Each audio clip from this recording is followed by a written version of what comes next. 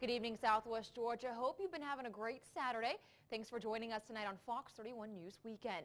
Welcome back to Fox 31 News Weekend. This month is National Nutrition Month, and if you're trying to eat healthy or wanting to start, there are some things you should be aware of. Thanks, Tully. That is right. We have been here since 4 a.m. this morning at Florida State University here in Tallahassee.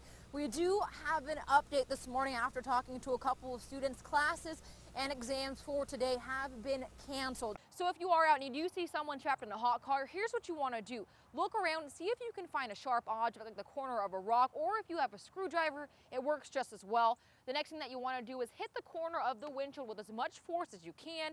That way the windshield shatters, you're able to reach and unlock the door, help the person out to safety before the situation gets worse. Thanks, Carrie. And that's right, the spirit of Mardi Gras came alive today in downtown Albany. For the 14th year in a row, there was food and vendors and bands that all came together to celebrate. Also making news tonight, one man is now dead after a shooting in Moultrie. Police say it happened around 1:30 this morning. 7 people are now injured after a shooting in Panama City Beach. All that's left now is I don't know if you can really see, I'm going to move out of the way so I can show you that steeple that was on top of the church is now on the floor. So I'm going to move out of the way so I can show you what you're looking at right now. This big white thing you're looking at was the church steeple. It is no longer on top of the church. So a lot going on. My eyes keep going everywhere. So what are some pieces that you have? What is Sean's treasure trove? Your own kayak or your own canoe. So again, it opens today here at 11 right behind the Flint River Aquarium, right next to the Convention and Visitors Bureau. A lot going on here today, so I hope you can come out and enjoy it with the fantastic weather. Behind me, you can see all the street lights the commissioner was talking about. They line the road all the way down. But if you take a couple of steps across the intersection, but on this side, there's not a single light. And they'd end up finding a smoke detector in the basement, but it wasn't clear if it had been activated. The father wasn't home at the time. Officials say he was away at a conference. Albany State University's new multi-purpose building could soon bring some big bucks to the area. Representative Daryl Elam said the project could bring in about $20 million. I'm going to show you this library, so excuse me as I step out of this shot. It is on to my left. I'm going to pan over to my right so you can see exactly what I'm talking about. There is heavy police presence here as well. So we're going to pan over this way. Let me move out of the way so you can see what's going on. There's a police car right there to my left, and there's a couple more coming up to my right.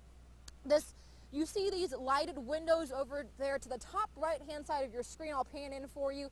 This is the Stozier Library, the one where the shooting took place. There's a very big special surprise here at John Deere if you haven't been to the expo. We'll show you what it is, but first, what is new with John Deere this year? If you're outside this morning and you don't have layers on, it's miserable. Let me just be honest. It is freezing. It's still 23 degrees here, but like Chris is saying, this breeze, or this wind chill as he calls it, is making it seem a lot colder than it is. 2015 legislation session is coming up. What things can we expect? Thanks, Kelly. I'm here in the 1100 block of Newton Road. It's kind of hard to see, but behind me is Brothers Package Store. Late last night, it was robbed. They say it's the difference between life and death. Battalion Chief Kelly Harcrow says the more time you have ahead of the fire, the better off you'll be. If your job requires you to sit a lot, make sure you try and walk around here and there. A new study says there's now a link between heart disease and excessive sitting. And we're going to switch some gears now. We're going to look over to Carrie for a check of our weather. Not too bad weather today. What else can we expect? Welcome back, everyone. An update to the search for a new city manager in Albany. A tactic is now in place to fill that position. Starting tomorrow, the main gate will be having some construction done. This will impact all traffic going in and out and could cause you some extra minutes on the road. October 22nd, 2005. Osceola High School teacher Tara Grinstead vanished with no clues left behind. We covered the story back in 2011. I've conducted an extensive investigation trying to determine her whereabouts and what might have happened to her, and at this point we still don't know. But something was off that day. Tara's car was in her carport and her cell phone on her nightstand. Good morning, Kelly. Good morning, Southwest Georgia. I'm here in Brookfield, and behind me is Brookfield Baptist Church. It's one of the few places that was hit with severe weather over the weekend. That's right, Kelly. Good morning to you. I'm here in the 600 block of 3rd Avenue Southwest in Moultrie. That's right behind me. This is where it starts. This is where the first murder of the year happened. She is from Hollywood, so she used to be a host of Entertainment Tonight. So she's coming here today. She's one of your big guests. We didn't have any sign of forced entry. There was no sign of struggle. But that's not to say that, something could have happened. We can't rule that out, but there was no obvious sign of violence within a residence. Tara went to a beauty pageant in Fitzgerald and then to a barbecue, and that was the last time anyone saw her. But now, 10 years later, a credible tip has led the search to this area in Fitzgerald. About a week and a half ago, our agent got some credible information.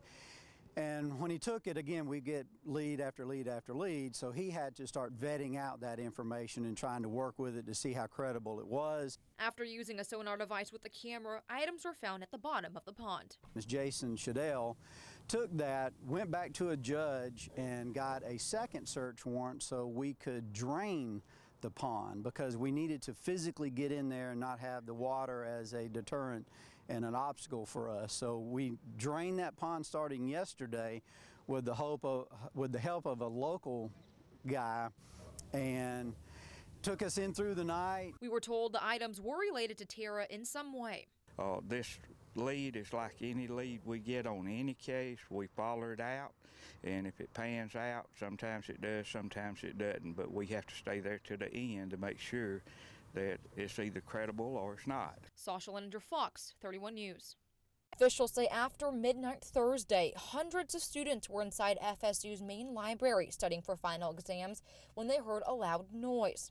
We heard this giant bang, and we're just kind of like, what is that? It kind of sounded like someone smacked a metal cabinet. Students ran behind chairs and tables. Others ran out of the library. And we heard someone say, "There's a man with a gun, everybody get out."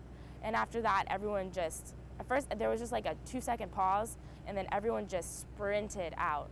Once police arrived, they tried to tell the gunman to put his weapon down, but he fired at them.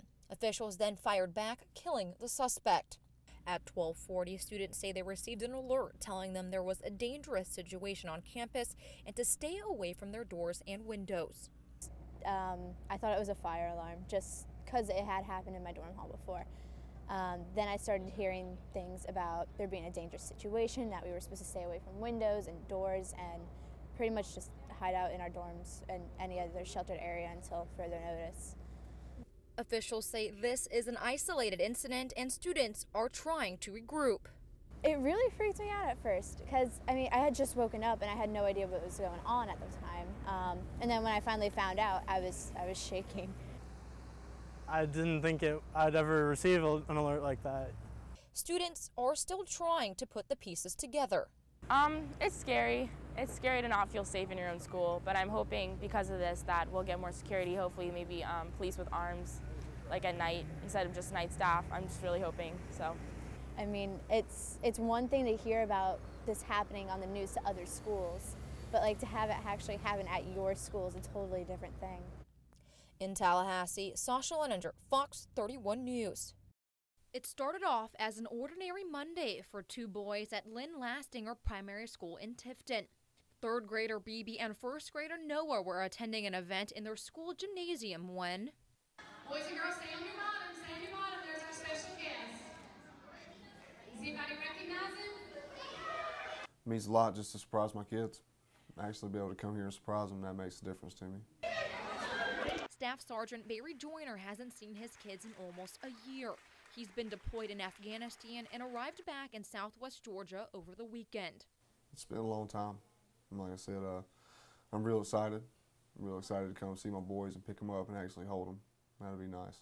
Instead of a normal homecoming, Staff Sergeant Joyner wanted to be different. School staff made sure both Noah and BB were in the gymnasium before the big reveal. Their reaction? Priceless. Both children had no idea Dad was coming home this early. It's great because he has been in Afghanistan for a whole year fighting for our country. So it's really great to have him home. Both BB and Noah have some things planned for Dad. Go to Dairy Queen first, and then we'll go wrestling. Sasha Lenninger, Fox 31 News.